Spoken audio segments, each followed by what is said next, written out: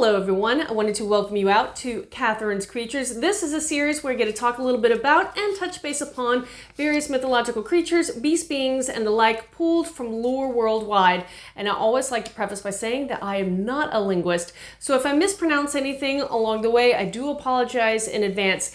And today I kind of wanted to talk about this kind of almost a grouping, but for the better part of understanding, I'm going to use one of its namesakes, and that's going to be the Kinnara. And this is a type of creature that kind of comes from Hindu and Buddhist myth, legends, and belief systems. And overall, because Hinduism and Buddhism are so widely ranging in their beliefs and their practices that there is a lot of deviation, which if you've listened to a lot of these little creature features, deviation and variability is very common. And this one has a number of variations describing, just the physical differences as well as the purpose of this creature, because it covers a number of different countries. For instance, the Kinnara or variations of it can be found in Burma, Cambodia, Indonesia, Philippines, Thailand, India, China, etc. so on. So lots of countries, lots of different variation, and overall, more often than not, it is described as part human and part bird. And these creatures are viewed as do-gooders, essentially, which is, for me, a little refreshing because I have been deep diving in Greek myth for one of my future book series that I'm working on. And if you know anything about Greek myth, a lot of the human bird or woman avian hybrids are not very nice creatures. So for me, it's always refreshing to see a different group of peoples believing in a similar creature, be it looks or act, its purpose, its action, and flipping it on its head a little bit. So coming in from a different point of view. And so the Kinnara, again, part human, part bird, before I ramble on. And as I said, comes from a variety of places. Some of its descriptions are a little more detailed, others are just generalities.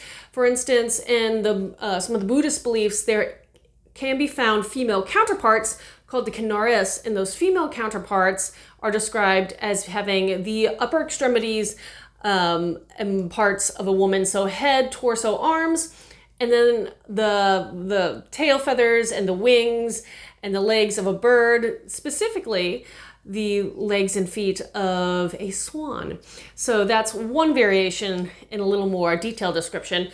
In kind of a counter, then you can find in India the Kinnaras, or their version of it, and it is described as part bird, part man, and part horse.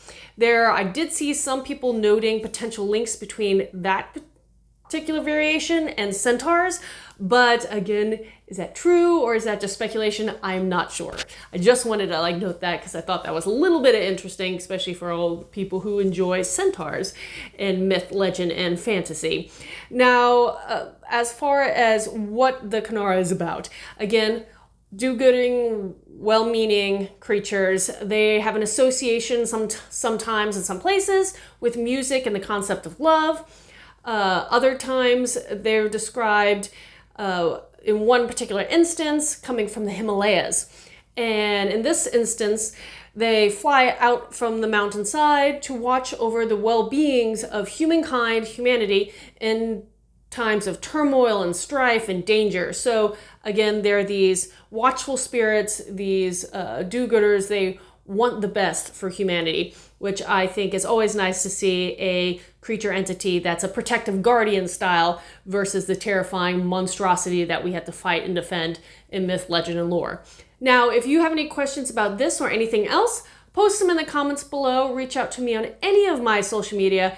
I did say before, and I will say it again, in this particular case, there is such a wide variety of the Kinnara creatures, including spelling and names, that, again, feel free to look into them a little further, especially if you want to know a specific country's belief systems and their viewpoints of this creature. I just thought overall, general, they're really kind of fascinating. And until next time, everyone, Skål.